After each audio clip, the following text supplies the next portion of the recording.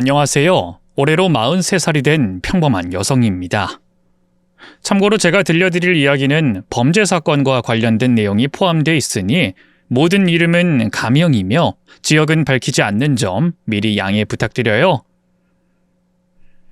사실 이 이야기를 어디서부터 어떻게 꺼내야 할지 한참 고민을 하고 망설였지만 그 시작은 저희 어머니에 관한 게 가장 먼저일 것 같습니다. 어머니는 마음이 많이 아픈 분이었어요. 그러니까 지금의 제 나이가 되었을 때 아버지에게서 버림을 받았죠. 하필이면 아버지의 마지막 말이 못생기고 뚱뚱해서 싫다는 말이었고 그 모진 말 때문에 어머니는 외모에 지나치게 집착하는 사람으로 바뀌게 됐습니다. 번 돈의 대부분을 성형에 투자했고 제게도 강제적으로 음식을 주지 않는 극단적인 행동까지 했었죠. 이런 상황이니 당연히 성인이 된 저와는 사이가 좋을 수가 없었습니다. 너 이렇게 먹으면 큰일 나. 안 그래도 덩치가 있는 편인데 이래서 남자한테 사랑이나 제대로 받겠어? 여자한테 외모는 힘이고 능력이야. 근데 넌 노력조차 안 할 생각이야? 엄마, 그냥 밥 좀 먹자. 딸이 밥 먹는 것도 꼴 보기 싫어? 이렇게 태어난 걸 뭐 어쩌라고. 그리고 나 정도면 표준이고 평균이야. 아니 오히려 내 키에 이 정도 몸무게면 마른 거라고. 내가 주장하는 게 아니라 의사가 그랬어. 연예인들 몸 보고도 그런 소리를 해? 그리고 요즘 애들 마른 걸 봐. 이게 정상? 그건 의사들이 짓거리는 소리겠지. 막상 이게 건강하고 좋다면서 지들이 끼고 사는 년들은 모델 뺨을 후릴 정도로 그런 빼빼 마르고 가슴 큰 여자들일걸. 건강 좋아하고 자빠졌네. 그니까 너도 성형해. 가슴도 수박처럼 키우고 이 턱도 좀 깎고. 너 턱 때문에 인상이 사나워 보여. 알아? 엄마 진짜 자꾸 그럴 거야? 안 한다고. 하기 싫다고 하잖아. 난 이대로가 좋다니까. 좋기는 무슨. 너 그꼴로 다니는 건 좋아서가 아니라 포기한 거야. 꾸미려고 해도 꾸밀 맛이 나야 꾸미기라지. 아이고 저것도 여자라고. 됐다. 이 엄마가 이런 조언 해줘도 들어먹어야 말을 하지. 좋고 집 보면 딱 지 아빠랑 닮아서는. 집어치워! 이런 상황이었기에 거의 연락도 안 하고 살았습니다. 더구나 아주 가끔 찾아갈 때마다 성형해서 얼굴이 바뀌어 있으니 어색하기도 했고요. 그러다가 제가 남편과 함께 결혼 허락을 받으러 갔을 때도 상황은 크게 달라지지 않았죠. 어머니는 제 남편을 처음 보고 난 뒤에도 외모에 대한 이야기만 줄줄 늘어놓으셨습니다.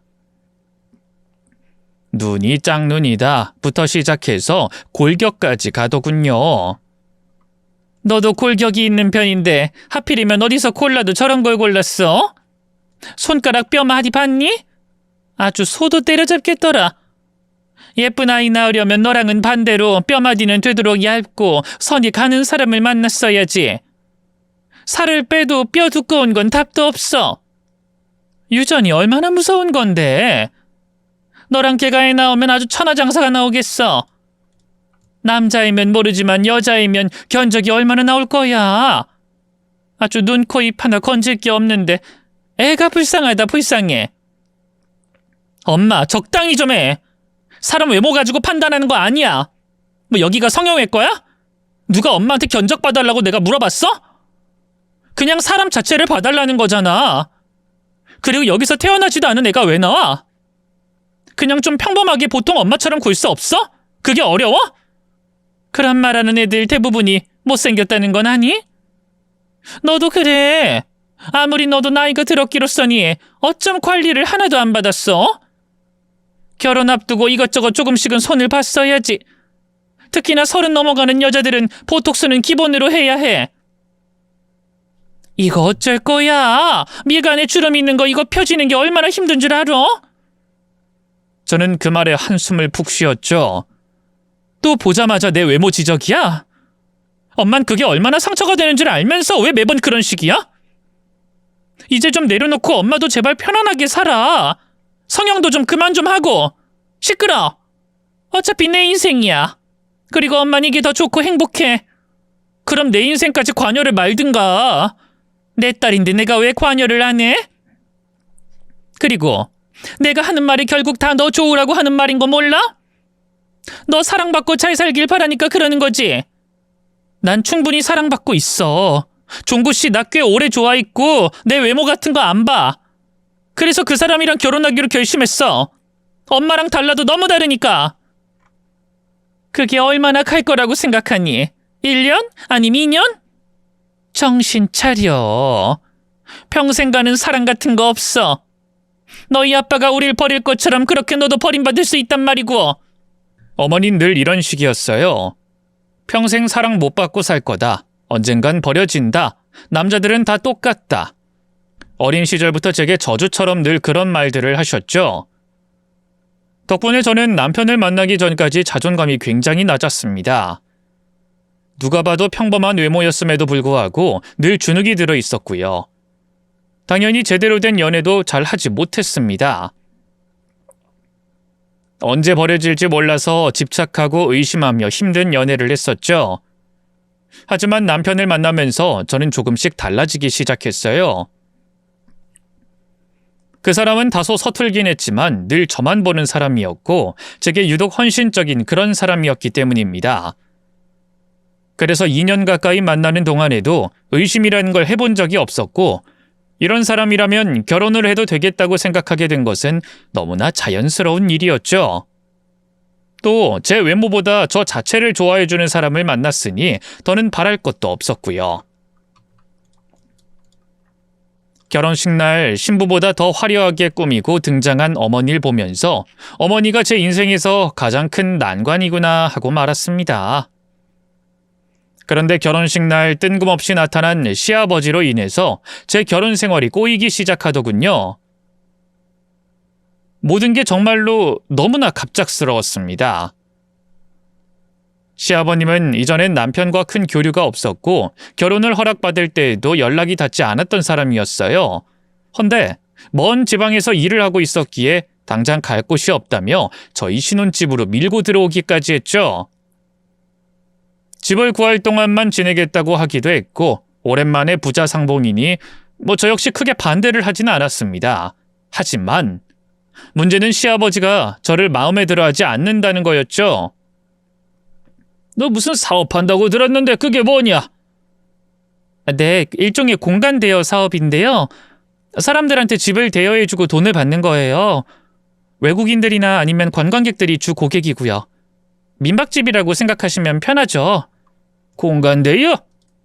참 요즘 것들은 겉만 번드르르하게 말만 잘 가져다 붙이는 재주가 있어. 민박이 뭐야? 까놓고 그냥 주인 없는 여관방 아니냐? 아주 상스럽기가 이를 데가 없어. 여관 그런 건 아닌데요. 아니긴 뭐가 아니야. 그런 외진 산골에 들어온 것들이 뻔하지. 더럽게 뒤에서 불륜짓거리나 하는 것들이 사람들 눈 피해서 만나는 거 아니야? 넌 그것들한테 방 대여해주고 개들이 싼 똥이나 치우는 일하는 거고. 넌 전생에 무슨 죄를 지어서 남의 똥이나 치우고 사냐? 저는 억지 미소를 지으면서 겨우 대답했죠. 아버님 말씀 들으니 틀린 말도 아니네요. 이게 웃기니? 웃으라고 한 말이 아닌데 왜 웃어? 네? 그게 무슨... 너 마음에 안 든다는 말 하고 있는 거야. 내 아들이 너한테 너무 아깝다 이 말이지. 솔직히 너희가 그렇게 결혼할 줄 알았으면 난 진작에 반대했을 거다. 아니 나이가 어리기래, 직업이 좋기래, 사근사근 성격이 좋기래. 어디 하나 마음에 드는 구석이 없는데. 에이, 저는 그 말에 몹시 놀라고 당황했지만 애써 마음을 추스르며 좋게 말을 했습니다. 제가 좀 부족하긴 해도 저 정말 잘하고 싶어요. 그러니까 아버님이 조금만 예쁘게 봐주세요. 앞으로 진짜 알뜰살뜰 잘 살아볼게요. 보통 이렇게까지 말하면 두고 보겠다거나 혹은 아무 말도 하지 않고 넘어가는 게 대부분일 테죠. 하지만 시아버지는 노력하겠다는 제게 이런 말을 하시더군요. 아무리 노력해도 넌 우리 아들 짝으로 어울리지가 않아. 솔직히 초반엔 어떻게든 잘 보이려고 무진 애를 썼었습니다. 결혼식 이후에 첫 시아버지의 생신날에 음식까지 직접 차렸고 선물까지 준비를 했었죠. 하지만 선물을 보기 좋게 거절당한 것도 모자라서 음식 타박까지 들어야 했습니다. 이건 달고 이건 짜고, 이건 뭐 잡초를 뽑아서 만들었어? 음식 솜씨라는 건 손끝에서 나오기 마련인데 이런 것도 음식이라고 했니? 차라리 안 하는 이만 못하다. 어디서 저런 걸 주워와선 결혼을 한 건지. 내 아들도 고생길이 훤하다 훤해. 입에 안 맞으시면 다시 해 올릴까요? 됐다. 2번 먹었다간 제사상 받는 기분일 것 같구나. 치워. 그리고 너 일한다면서 늦게까지 쏘다니고 그러지 마라. 내가 딱 통금 정할 거니까 잘 지켜서 시간 딱 맞춰서 들어오고. 내 아들 심기 건들지 말라는 뜻이야. 역시 마무리 멘트는 저와 남편이 어울리지 않는다는 말이었죠. 이에 결국 저는 참다가 남편에게 시아버님과 사는 게 힘들다고 말을 꺼냈어요. 그랬더니 바로 남편은 시아버님께 따졌고 이때 시아버님은 발뺌을 했습니다.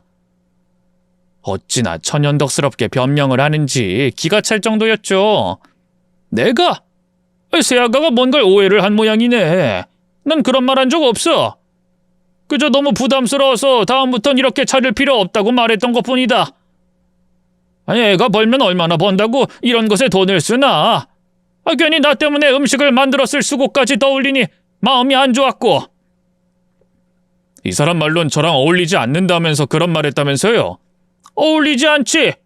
그건 과분하다는 뜻도 되는 거야. 그러니 오해가 있다고 하는 거란다. 우리가 같이 얼굴 보고 이야기한 게 적어서 내가 말하는 걸 곡해했을 거란 뜻이야. 정말이에요? 아이, 그럼 종구야. 너희 아빠가 어떤 사람인지 몰라서 그래. 너희 엄마가 우릴 버리고 떠났을 때 네 곁에 남은 게 나야. 누구보다 널 위해서 널 곁에서 지켜준 것도 나였고. 내가 너 하는 일에 반대한 적이 있어? 한 번도 없지 않니? 그런 내가 왜 며느리한테 그렇게 하겠니? 나한테 아무런 이득이 없는데. 며느리가 나 때문에 힘들어하면 좋을 사람이 누가 있어? 하긴 아버지가 그럴 일은 없겠죠. 시아버님이 이렇게 태도를 바꿔서 잡아댄 것도 어이가 없었지만 그걸 듣고 그냥 넘어가는 남편에게 더 분노가 치밀더군요. 그 뒤로도 몇 번이나 비슷한 일이 일어났고 전 그때 확신하게 됐죠. 제 남편이 파파보이라는 걸 말입니다. 남편은 저를 무척이나 좋아하긴 했지만 그만큼 시아버님을 따랐고 신뢰하더군요. 이야기를 들어보니 저 역시도 이해는 됐습니다. 우리 엄마가 정신적으로 문제가 좀 많았어. 날 2번이나 버리려고 했거든. 뭐? 당신을 2번이나? 자기 아들을? 뭐 기억은 잘 나지 않는데 내가 고아원에서 좀 살았던 기억이 나. 엄마가 데리러 온다고 했는데 날 찾지 않았던 기억. 그리고 그 이후엔 정확히 기억나지. 놀이공원에서 날 두고 도망치는 걸 내가 직접 봤거든. 저런... 아니, 그런 건 뉴스나 신문에서나 봤는데 뭐 우울증 그런 건가? 잘 몰라. 그러다가 결국 집을 나가셨고 아버지 혼자서 날 키우셨어. 남편 말로는 어머니가 집을 나간 이유를 모르겠다고 했지만 저는 알 것 같았습니다. 그 어떤 성인군자도 시아버님의 성격을 맞추지 못했을 테니까요. 안타까운 과거가 있고 그만큼 서로를 아끼는 것도 이해는 했지만 제 입장에서는 최악이긴 했습니다. 더구나 어느 순간부터 시아버님은 직접적으로 절 미워하거나 싫어하는 티를 내지 않았고 다른 방법으로 저를 괴롭히기 시작했죠. 정말 너무 많지만 하나만 꼽으라면 음식으로 괴롭히는 게 가장 많았어요. 하루는 미안한 듯이 눈치를 보더니 슬쩍 말씀하셨죠. 아가, 난 이거 말고 다른 걸 먹고 싶은데. 솔직히 이건 내 입맛에 맞지가 않구나. 잡채 좀 해줄 수 있을까? 제사 음식처럼 나물도 몇 가지 좀 하고. 그럴까요? 그게 드시고 싶으세요? 그래, 해주면 참 고맙겠다. 늙어서 그런지 아님 몸이 허해서 그런지 몸에서 뭘 먹으라고 반응이 즉각적으로 와. 지금 당장 먹으면 좀 기운이 날 것 같기도 하고. 네, 그럼 시간이 좀 걸리겠지만 일단 만들어 볼게요. 시간이 오래 걸리는 것임에도 불구하고 웃으면서 말하니 저는 최선을 다해서 음식을 만들었습니다. 그런데 아버님은 한술도 뜨지 않곤 숟가락을 딱 놓아버리시더군요. 왜요? 입에 안 맞으세요? 간도 잘 됐는데. 그때 바로 먹었어야 했는데 시간이 이렇게 흘러서 이젠 먹고 싶지가 않아졌다. 네?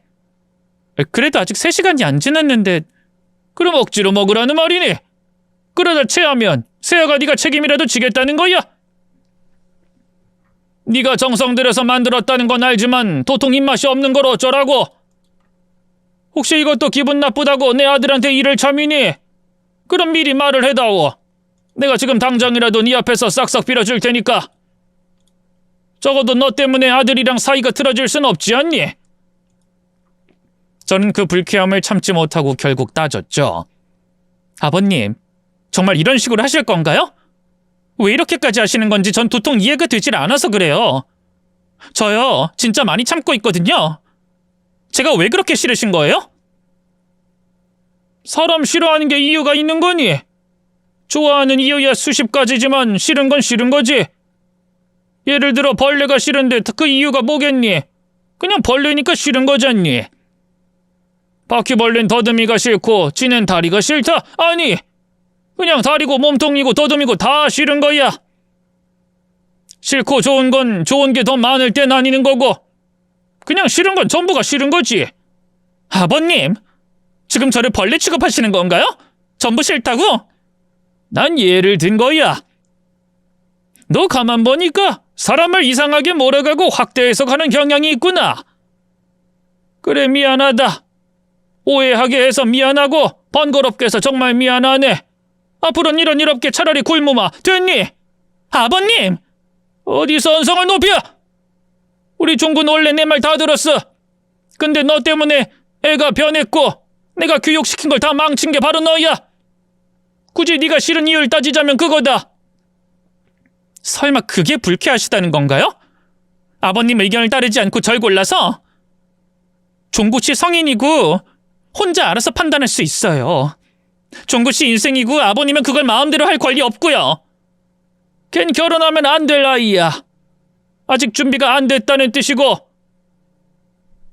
이왕 말이 나왔으니 하는 말인데 너희 피임은 제대로 하고 있는 거 맞니? 아이 가지는 건 생각을 좀 해보면 좋겠구나. 네? 피임이요? 그래, 네 말처럼 성인이니 그 정도는 조절 가능하겠지. 짐승 새끼들도 아니니 아무 계획도 없이 임신하고 그런 짓 안 할 거라고 난 믿는다. 사실 인간도 애를 키울 자격이 있고 낳아야 할 것들만 낳아야 해. 부모 자격 없는 골빈 것들이 덜컥 임신이나 잘하지. 그건 저희가 알아서 해요. 부부관계까지 간섭하시는 건 선 넘는 일이죠. 그래, 어디 마음대로 해봐라. 나도 가만히 있진 않을 테니. 순간 소름이 확 끼치더군요. 그 전에 남편과 분위기를 좀 잡으려고 하면 시아버님은 어김없이 저희 방문을 두드리곤 했었습니다. 뭔가 찾아달라든가 뭘 모르겠다면서 남편이나 저 둘 중에 하나를 잡고 늘어지곤 하셨죠. 처음에는 우연이라고 생각했지만 그게 아닐 수도 있다는 생각이 드니까 시아버님이 무섭기까지 했습니다. 실제로 저는 저희 방에 감시 카메라 같은 게 있는지 온 방을 뒤지기까지 했고요. 그러면서 저는 점점 지쳐가고 있었습니다. 헌데 그 일이 벌어지고 말았죠. 시아버님이 남편의 직장에 찾아가서 난동을 피웠다고 하더군요. 평소에 남편을 안 좋게 보고 괴롭히던 직장 상사가 있었는데 그 사람을 직접 찾아갔던 겁니다. 저는 바로 남편에게 자초지종을 물었죠. 도대체 그게 무슨 말이야? 아버님이 그 일을 어떻게 알고? 내가 말했지. 아버지가 나한테 부당한 일이 생기거나 혹은 참기 어려운 일이 있으면 언제든 말을 하라고 했고 그래서 이야기 털어놨어. 여보, 당신 어린애 아니잖아. 도대체 그런 일을 왜 부모님한테 말을 해? 아버님 성격 몰라서 하는 거야? 회사에까지 찾아가서 난동을 피웠다는데도 당신 아무렇지도 않아? 남편은 제 말에도 전혀 이해를 못한 것처럼 고개를 갸웃하더군요. 아버지가 날 위해서 그런 거잖아. 그게 잘못됐다는 거야? 그래도 성인이면 혼자서 해결을 해야 하는 문제잖아. 이직을 하든지 차라리 다른 방법을 써서라도. 내가 왜? 난 잘못한 게 없어. 잘못한 사람이 그만두는 게 맞지 않을까? 아마 직접 겪어보지 않으면 답답한 마음을 절대로 이해할 수 없을 겁니다. 차라리 벽을 보고 혼자 이야기하는 게 훨씬 나을 것 같을 정도였죠. 연애를 할 때는 다소 엉뚱한 면이 있어도 솔직하고 직설적인 사람이라서 끌렸었어요. 그런데 막상 결혼을 하니 남편이 어떤 사람인지 헷갈릴 정도로 혼란스럽기까지 했습니다. 결국 그 일로 인해서 남편은 회사에서 잘리게 되었고 저 혼자만 일을 하는 상황이 왔죠. 그래도 저는 그때까진 견뎠습니다. 시아버님이 곧 나갈 날짜가 다가왔고 그때가 되면 모든 게 정상으로 돌아올 거라고 믿었기 때문이에요. 하지만 그날은 유독 다른 날보다 몸이 많이 좋지 않을 때였습니다. 대여해준 방을 엉망으로 만들어 놓고 간 고객 때문에 팔이 빠지도록 청소를 해야 했고 비품을 훔쳐간 사람 때문에 경찰서까지 가야 했죠. 몸살이 온 건지 몸이 으슬으슬 떨려서 집으로 돌아갔는데 남편과 시아버님이 제가 올 때까지 기다리고 있더군요. 식사도 전혀 하지 않은 상태로 말입니다. 저는 놀라서 물었죠. 그럼 아침부터 지금까지 한 끼도 안 먹었다는 말이야? 도대체 왜? 그야 아버지가 외부 음식은 몸에 안 좋다고 하고 당신이 오면 먹을 수 있잖아. 그래서 기다렸어. 아버지도 한 끼도 안 드셨으니까 얼른 차려줘. 지금 그걸 말이라고 하는 거야? 그냥 배달 음식 시켜 먹으면 되는 거지 왜 내가 꼭 다 해야 해? 무엇보다 지금 내가 놀아? 나 혼자 일하고 나 혼자 집안일하고 있잖아. 그래도 아버지가... 그놈의 아버지 소리 좀 그만해. 당신은 혼자서 생각이라는 걸 못해? 가만 보니까 아버님이 아니라 당신이 더 문제가 있었네. 난 당신이 내 말이면 뭐든 다 들어준다고 생각했는데 그냥 생각 자체를 안 하는 사람이었어.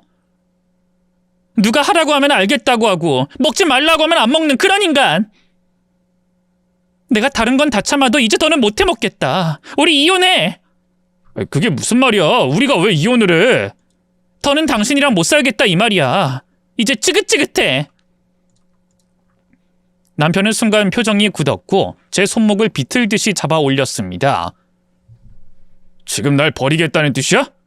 어머니처럼? 날 버린다고? 아파, 손 놔! 얼른 취소한다고 해. 날 버리는 게 아니라고 말하라고. 여보, 아프다니까? 진짜 아파! 말해! 당장 말하라고! 취소한다고 말 안 하면 진짜 손목 꺾어버릴 테니까. 가뜩이나 평균적인 남성보다 덩치가 있는 사람이었는데 힘을 주니 정말로 손목이 뜯겨나가는 것처럼 아팠어요. 그래서 저는 거의 매달린 상태로 소리를 꽥꽥 질렀죠. 그러자 시아버지가 방에서 나오셔서는 그런 남편을 진정시켰습니다.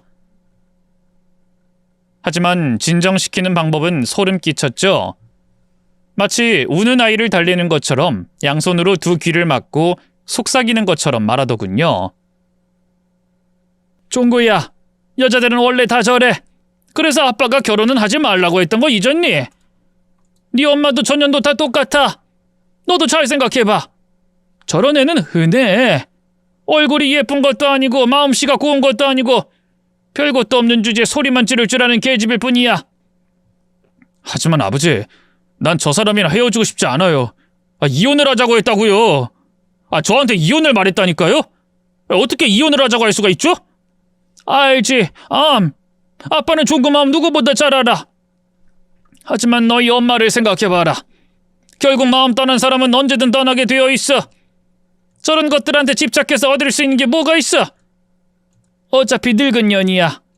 늙어서 애도 못 낳고 매력도 없지. 나중엔 더 못생기고 끔찍해질걸. 아빠가 너한테 상처 주는 사람은 어쩌라고 했지? 그냥 잊고 죽었다고 생각하라고요. 그래, 그럼 되는 거야. 어차피 가지고 놀던 장난감도 질리기 마련 아니니 언젠간 너도 질리게 될 건데 그게 좀 더 빨리 왔다고 그렇게 생각하면 된다. 알았니? 아빠가 새 장난감은 얼마든지 사주마. 세상에 여자 널리고 널렸어. 그러니까 아무 걱정할 것도 없고 신경 쓸 것도 없이 다 해결해 줄게. 아빠만 믿어. 아빠는 늘 종구 편이니까. 다 큰 성인을 마치 어린아이를 달래는 것처럼 하는 그 장면은 너무나 기괴하고 끔찍해서 전 그 자리에서 도망을 치고 말았습니다. 그날은 친구 집에서 머물렀는데 손목을 확인하니 검붉은 멍이 들어있더군요. 솔직히 남편의 그런 모습은 제게 충격적이었습니다. 초반에 이혼을 거론할 때까지만 해도 마음 정리가 다 되진 않았었는데 폭력적인 성향까지 보고 나니 이혼을 해야겠다 결심이 섰죠. 다행히도 소송까진 갈 필요가 없었습니다. 시아버님이 나서서 남편을 끼고 나와 협의 이혼으로 합의를 했고 원만하게 끝을 냈으니까요. 물론 남편은 계속해서 때를 쓰는 아이처럼 굴었지만 그럼에도 큰 문제 없이 모든 상황이 마무리됐죠. 그렇게 이혼 후 2년, 저는 이전의 일은 모두 잊었고 평범하게 제 일을 하면서 그렇게 살아가고 있었습니다. 그리고 그 무렵에 새로운 사람과 만남을 이어가고 있었어요.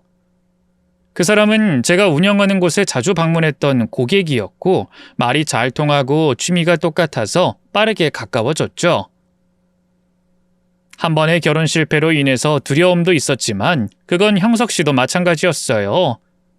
무엇보다 그 사람은 굉장한 미남이었습니다. 보통 40대가 넘은 남자들은 배가 툭 튀어나오고 머리가 벗겨진 사람도 많았는데 매일 아침 운동에 식단 관리까지 하는 노력파기도 했죠. 부모님 두 분 다 돌아가셨음에도 불구하고 혼자 힘으로 자수성가한 사업가였고요. 그러다 작년에 우린 진지하게 결혼을 이야기하게 됐고 저희 어머니에게도 소개를 하게 되었습니다. 자네도 재혼이라고 들었는데 이혼 사유가 뭔지 물어도 될까? 저는 단도직입적으로 물어보는 어머니를 보면서 작게 짜증을 냈죠. 엄마 제발, 형석 씨 곤란해하잖아. 이런 것도 못 물어? 재혼이면 당연히 이 정도 질문은 하는 거지. 내 말이 틀려? 아닙니다. 저 사별했습니다. 전처는 교통사고로 갑작스럽게 떠났어요. 아, 내가 괜한 걸 물었나 보네. 괜찮습니다. 저도 이 사람 만나서 새 출발하는데 언제까지 피할 수 없는 문제니까요. 건실한 사업가의 외모도 괜찮아서 그런지 어머니는 이전과는 달리 크게 불만은 없어 보였습니다. 뭔가 꼬투리 잡을 게 없었으니 당연하다고 생각했죠. 그런데 그 사람이 돌아가고 난 뒤에 어머니는 이전과 다름없이 제게 시비를 거시더군요. 어디가 싫다, 이건 또 마음에 안 든다, 눈빛이 이상하다는 말도 안 되는 이야기로 말입니다. 저는 한숨을 쉬면서 짜증을 냈죠. 또 뭐가 문제야? 이번엔 뭐가 마음에 안 드는 건데? 나도 모르겠어. 근데 한번 실패했으면 됐지. 넌 또 뭐가 아쉬워서 결혼을 한다고 그러니? 넌 혼자선 못 살아? 다른 여자들은 잘만 혼자 사는데 유난도 이런 유난이 없지. 내 인생이야. 그리고 실패했다고 내가 왜 그만해야 하는데? 남자 잘 몰아서 내 인생 바꾸려는 것도 아니고 난 그냥 행복해지고 싶고 내 가정을 가지고 싶은 거야. 너 그거 병이야. 혼자서 잘 사는 사람이 결혼해서도 잘 사는 법이라는 거 모르니? 너처럼 외롭다고 덥석 결혼하니까 자꾸 실패하는 거지. 전에 그 파파보이 잊었어? 한 번 실패한 거야. 그리고 이게 병이면 그건 엄마 탓이고. 얘가 말하는 것 좀 봐. 왜 그게 내 탓이야? 내가 결혼하라고 등 떠밀었어? 아님 헤어지라고 저주를 했어? 지가 좋다고 결혼하고 이상한 놈이라서 도망친 주제 누구 탓을 해? 엄마 가슴에 손을 얹고 생각을 해봐. 엄마가 나한테 어떻게 했는지. 매번 못생겼다, 수술해라, 평생 사랑 못 받고 살 거다 이런 말만 늘어놓은 사람이 엄마야. 나 그래서 매번 인정받으려고 애를 썼고 사랑받으려고 발버둥 쳤어. 그 사람이 나 좋아하고 내 외모도 안 본다는 것 때문에 무작정 결혼 결심했고. 이런데도 정말 엄마 탓이 아니야? 물론 100% 엄마 탓이라고 나도 생각 안 해. 하지만 적어도 엄마라면 이렇게 키워서 미안한 마음은 들어야 정상이지. 그거야 다 너 잘 되길 바라는 마음에. 아니, 그저 엄마는 아빠한테 받은 상처를 고스란히 나한테 넘긴 거야. 엄만 나한테 예뻐지라고 강요하기 전에 무조건적인 사랑을 줬어야 해. 결국 엄마가 바란 것도 사랑이니까. 그리고 전 남편이랑 형석 씨는 달라. 이번만큼 나도 제대로 행복해지고 싶고. 알았어. 알았으니까 진정해. 나 반대하는 거 아니야. 그냥 너무 성급하다는 거지. 재혼이니 더 신중하게 생각할 수 있는 거 아니니? 아, 엄마가 진짜 뭔가 이상해서 그래. 엄마 진짜 왜 이러는 건데? 엄만 그냥 내가 결혼하는 자체가 싫은 거 아니야? 전에는 얼굴이 마음에 안 든다며. 근데 형석 씨는 객관적으로 봐도 잘생긴 사람 아니야? 심지어 능력도 좋지. 뭐 하나 빠지는 거 없는 사람인데도 싫다고 하는 건 도대체 무슨 심리야? 결혼식을 좀 뒤로 미루라는 정도도 못하니? 엄마가 너한테 그 정도야? 미루기만 하라니까. 어머니는 끝까지 결혼만은 뒤로 미루라며 고집을 꺾지 않으셨습니다. 제가 아무리 설득을 해도 통하지 않아서 미칠 것만 같았죠. 물론 한편으로는 그런 어머니를 이해하지 못하는 건 아니었어요. 뭐 다소 삐뚤어진 애정이긴 했지만 그건 역시 딸에 대한 마음이었을 테니까 말이죠. 한번 상처를 받았던 걸 알았기에 어머니 입장에선 나름 저를 보호하려고 했던 겁니다. 그래서 저는 형석 씨에게 이런 설명들을 하며 결혼을 잠시 미루자고 이야기를 꺼냈어요. 원래 성격만 보면 여유가 넘치는 편이었기에 당연히 그러자고 할 줄 알았습니다. 하지만 의외로 결혼에 관한 부분에서는 그렇지 않은 듯했죠. 우린 성인이잖아. 굳이 어머니 이야기에 좌지우지할 필요 있어? 그리고 애초에 결혼식 때문에 그러는 거면 부모님 없이도 할 수 있는 거고. 아님 결혼식 자체를 생략해도 되잖아. 그야 그렇지만 그래도 양가에서 이왕이면 축복하면 좋을 거라고 생각했어. 물론 그렇지. 하지만 난 확신이 있어. 당신이랑 단둘이 잘 살고 싶고. 우리 둘의 의견이 제일 중요한 거 아니야? 한 번 실패했는데 두 번은 실패하면 안 되는 거잖아. 뭐 그렇지. 우리 혼인신고부터 하자. 같이 가서 일단 그거 하고 살면 되는 거야. 그래, 뭐 차라리 말 나온 김에 지금 당장 가는 거야. 어때? 우리 그 정도 확신 있잖아. 지금? 지금 가자고? 지금 우리 친구 결혼식 같이 가려고 고속도로 탔잖아. 지금 친구 결혼식이 중요해? 우리가 더 중요해. 그리고 고속도로에서도 방향 바꿔서 갈 방법 있어.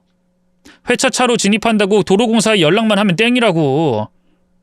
갑작스럽게 돌아가려는 것에 저는 약간 놀라긴 했지만 추진력이 있다는 식으로 생각을 바꿨어요. 전 남편처럼 시아버지 말에 복종하는 것보단 스스로 생각하고 돌파하려는 게 오히려 괜찮게 느껴졌으니까 말이죠. 하지만 어머니의 말이 내내 마음에 걸렸고 혼인신고를 한다는 사실은 알리는 게 맞을 것 같아서 문자만 남겼습니다. 헌데 계속 전화가 왔고 저는 이내 어쩔 수 없이 전화를 받았죠. 어머니는 작은 목소리로 다짜고짜 형석 씨가 옆에 있냐고 묻더군요. 있어. 왜? 같이 차 타고 가는 중이야. 그럼 그냥 일단 알겠다고 대답만 해. 싫은 건 모르겠다고 말하고. 알았어?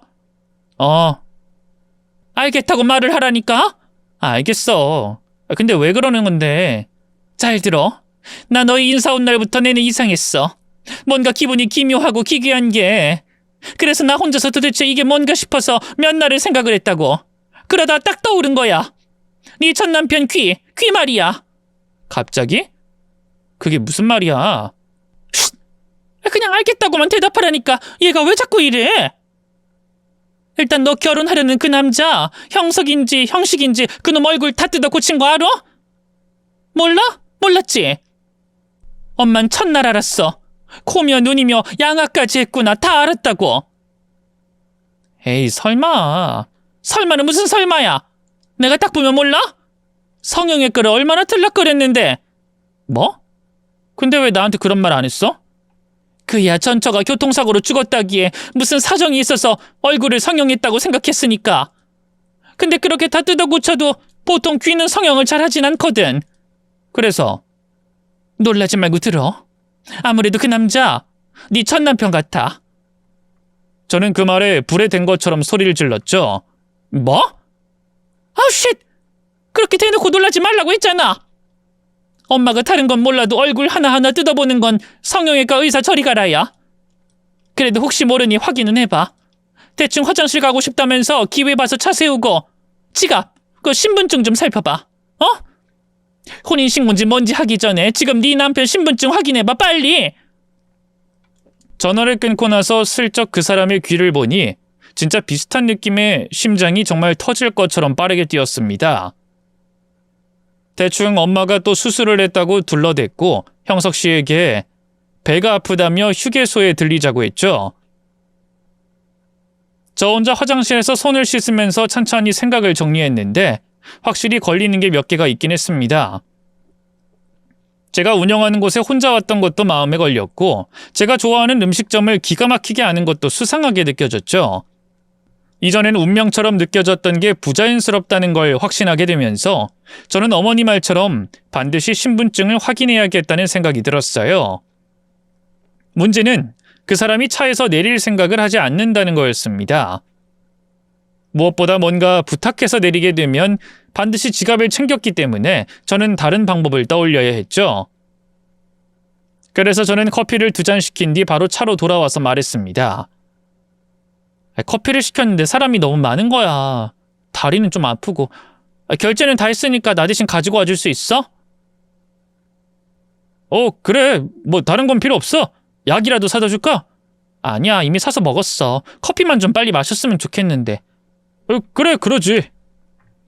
저는 그 사람이 차에서 멀어지길 기다렸다가 아주 빠르게 지갑을 찾기 시작했습니다. 마침 내 뒷좌석에 벗어둔 안주머니에서 발견한 지갑을 꺼내서 신분증을 확인했죠. 그리고 전 동시에 경악을 할 수밖에 없었습니다. 이름도 얼굴도 달랐지만 신분증 내의 주민번호가 전 남편과 동일했기 때문이었죠. 손이 바들바들 떨리고 식은땀까지 흘렀습니다. 그런데 마침 전 남편이 꽤 멀리서 천천히 커피를 들고 걸어오는 게 보였고 저는 차에서 내려 뛰기 시작했죠. 하지만 그곳은 고속도로였고 갈 곳이 마땅치 않았습니다. 그래서 저는 화장실 안에 숨어서 몇 시간을 버텼어요. 하지만 전 남편의 집념은 대단했습니다. 무려 4시간이 지날 때까지도 그 자리에서 가지 않고 버텼으니까요. 결국 저는 바지에 실수를 해서 어쩔 수 없었다는 핑계를 댔고 관공서 업무 시간을 훌쩍 넘겼기에 혼인신고를 뒤로 미루곤 집으로 돌아갈 수 있었죠. 물론 그 뒤엔 너무 무서워서 바쁘다는 핑계로 연락 자체를 받지 않았어요. 대신 뒤로는 이 일이 왜 벌어지게 되었는지 알고 있는 단 한 사람을 찾아다녔습니다. 전신수술까지 해서 생판 모르는 사람인 척 접근한 전 남편을 말려줄 사람도 한 사람이었죠. 바로 시아버님 말이에요. 헌데 심부름센터를 통해서 알아보니 한 요양원에서 머물고 계셨죠. 평생을 아들과 같이 살 것 같던 분이 남편과 제가 이혼하자마자 바로 그곳으로 이동했다는 것도 알게 되었습니다. 그 부분이 너무나 이상했고 시아버지가 숨기는 뭔가 있다고 확신했죠. 실제로 시아버지는 제가 찾아가니 드디어 올 것이 왔다라는 표정으로 눈을 꾹 감으시더군요. 아버님, 저 다 알고 왔어요. 그 사람 뭐예요? 도대체 왜? 말씀 좀 해보세요. 시아버지는 한숨을 깊게 내쉬더니 입을 열었습니다. 어릴 때부터 종구 그 아인 다른 애들과는 좀 달랐어. 뭔가 잘못됐다는 걸 느낀 건 애가 3살 그 무렵이었지. 그때부터 안사람이 자꾸만 종구를 밀어내는 거야. 어머님이요? 그래. 아마 가장 먼저 눈치를 챘겠지. 어떤 날엔 내가 무섭다고 하고 또 어떤 날엔 그런 자신이 싫다고 하고 스스로도 혼란스러워하더군. 난 그때 몰랐어. 부끄럽지만 그냥 배부른 소리나 한다고 생각을 했던 거지. 그때 당시 정신병이고 우울증이고 그런 게 있었겠어. 모성애가 없어서 그렇다고 구박이나 하고 그랬지. 그런데 어느 날 애가 없더라고. 시아버지는 고아원에서 가만히 있던 어린 남편을 데리고 들어왔고 그날 자신의 아내와 크게 다퉜던 이야기를 했습니다.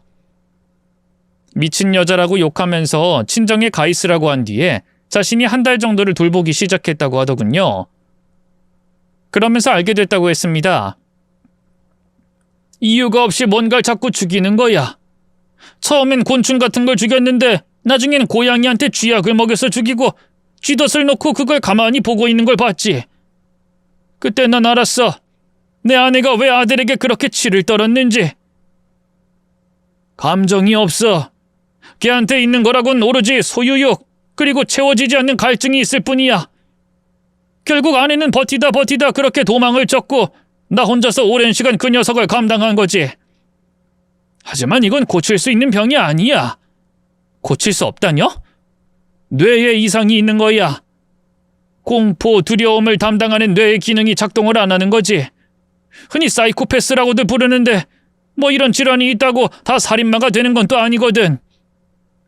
교육을 제대로만 시킨다면 어느 정도 일반 사람들처럼 살 수 있는 수준이 되고 교육이요? 그럼 평소에 아버님이 그 사람한테 하는 그런 말들이 맞아. 그 아이한텐 하나하나 그런 식으로 일러줘야 하네. 도덕적으로 안 된다든가 불쌍하지 않냐는 그런 말은 통하지 않아. 이걸 죽여봤자 얻을 이득이 없다는 식으로 설득을 해야 하지. 내가 회사에 찾아가서 내 아들 괴롭힌 사람 대신 상대한 것도 그 사람 살려주려고 한 거야. 내 아들이 그놈한테 무슨 짓을 하기 전에 차라리 쫓겨나면 다신 볼 일이 없을 테니까. 그럼 결혼해서는 안 된다는 말도 어울리지 않는다는 것도 저한테 경고하신 건가요? 그래. 난 아들을 자극하지 않으면서 둘을 이혼시킬 작정이었거든. 미안하네. 사실 아가씨한테 상처를 줄 생각은 없었어. 내 나름 아가씨를 구하려고 했던 거니까. 차라리 처음부터 말씀하셨으면 좋았잖아요. 물론 당장 이런 말에서 떨어뜨려 놓는 방법도 생각은 했지. 하지만 종구는 자기가 질리지 않으면 포기를 모르는 놈이야. 도망치듯 아가씨가 이혼해버렸다면 뒤를 쫓아가서 잡아다 억지로 묶어놓을 그런 놈이란 뜻이고.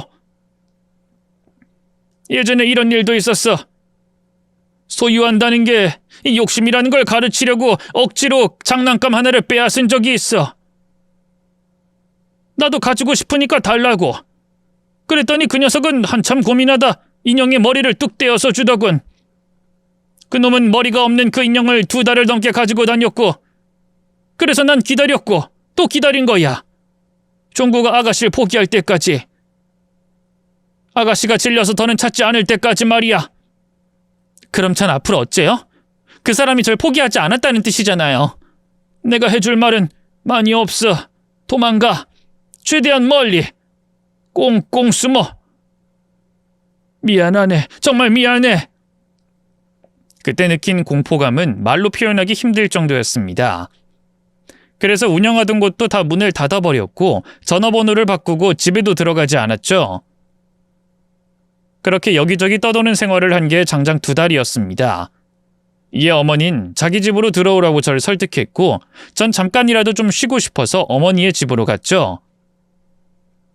역시나 제 아니보단 얼굴을 가꾸는 것에 더 신경을 쓰는 걸 보면서 찹찹한 마음이 들었지만 그럼에도 잠은 제대로 잘 수 있었습니다. 그런데 그날 새벽 제 전남편, 그러니까 수술 후 이름까지 바꾼 그 인간이 집으로 들어왔어요. 무려 4층 높이의 건물 외벽을 타고 열린 베란다 문을 통해서 말입니다. 저는 비명을 질렀고 전 남편은 제 손목을 잡고 끌고 나가려고 했어요. 그런데 바로 그때 저희 어머니가 남편을 막아섰죠. 자네 진짜 미쳤어? 이거 범죄야. 범죄라는 거 몰라? 제 아내를 제가 데려가는 겁니다. 비키시죠. 전 남편의 말에 저희 어머니는 그 사람의 뺨을 후려갈기곤 소리를 질렀습니다. 내 딸이야. 죽어도 절대 못 데려가. 이 여잔 저랑 결혼했어요. 그러니까 제 소유고 제 것이죠. 이 미친놈. 죽어. 차라리 그냥 죽어. 이 정신병자 같은 놈아. 어머니는 커다란 덩치에 그 사람과 맞서 싸우기 시작했습니다. 전 남편은 마치 귀찮은 파리를 쫓아내듯 몇 번 방어하더니 결국은 제 어머니의 얼굴에 주먹까지 날렸죠. 어머니는 남편에게 맞아서 기절을 했고 그걸 본 저도 소리를 지르면서 덤볐지만 뺨을 몇 대 때렸을 뿐 배를 세게 얻어맞고 컥컥거리면서 끌려가야 했습니다. 주차장까지 내려가면서 저는 최대한 버틴다고 버텼어요.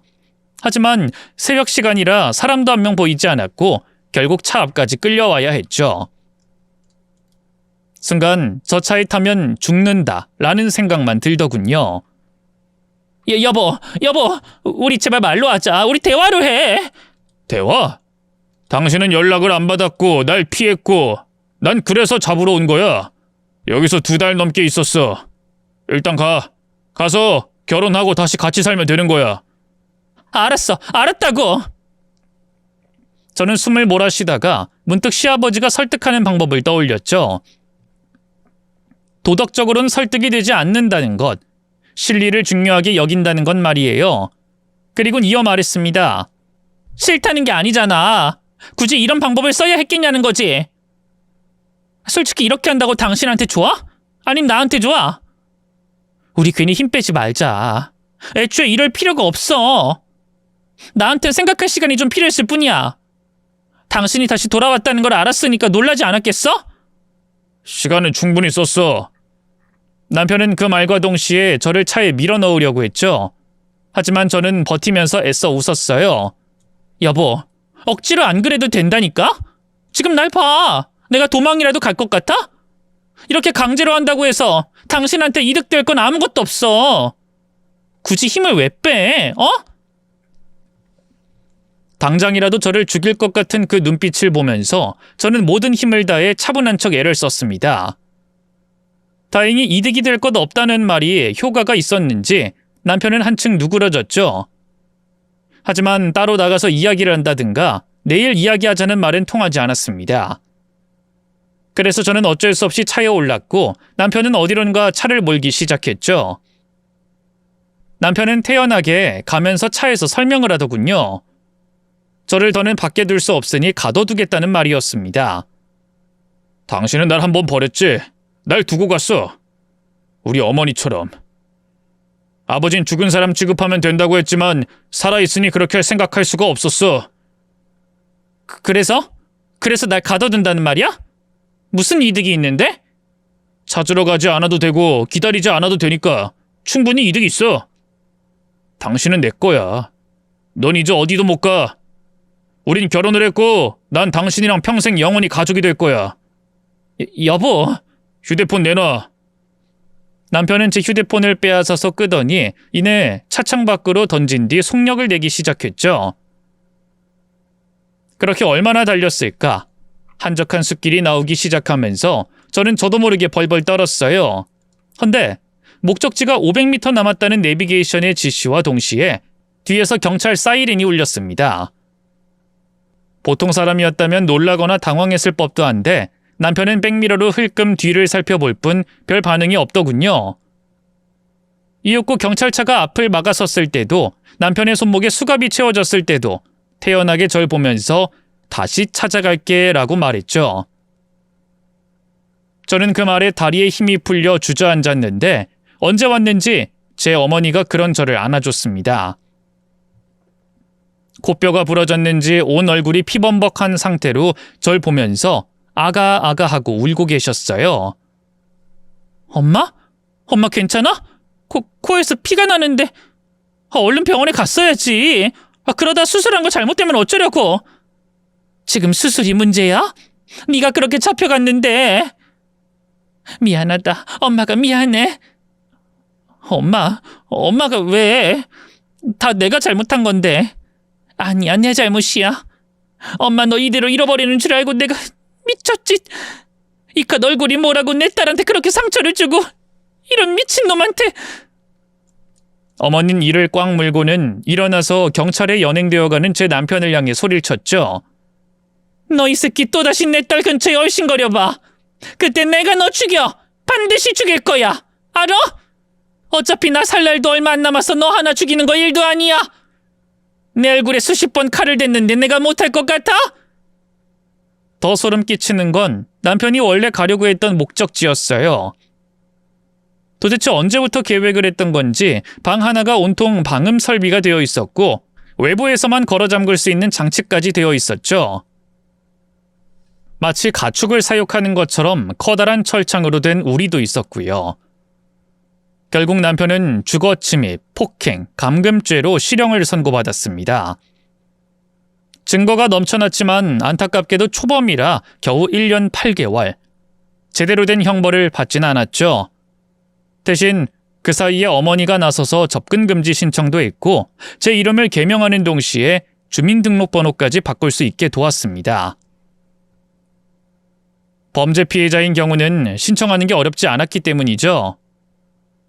하지만 그것도 못 믿어서 주소지는 다른 곳으로 이전했고 이사까지 감행을 했습니다. 그렇게 현재까지 그 사람을 피해서 살고 있는 실정이고요. 솔직히 시간이 흐른 지금도 전 그 사람이 무섭습니다. 그 일 이후로 제가 이런 일을 당한 게 제 잘못이라 자책도 많이 했죠. 내가 더 조심했더라면, 내가 더 똑똑했더라면, 내가 더 강했더라면 그런 생각들이 끊임없이 저를 괴롭혔거든요. 하지만 이제는 압니다. 그건 제 잘못이 아니었다는 것을요. 제가 그 사람을 만나게 된 것도, 위험 신호를 인식하지 못한 것도, 벗어나지 못한 것도 결국은 제가 원래부터 지니고 있던 결핍 때문이었습니다. 저는 늘 사랑받고 싶었고 인정받고 싶었어요. 사랑받고 싶다는 욕구는 결코 잘못된 게 아니었지만 그것을 채울 줄 몰랐던 것이 저를 더 깊은 수렁으로 밀어넣었죠. 그렇기에 저는 이제 저 자신을 더 이상 탓하지 않기로 했어요.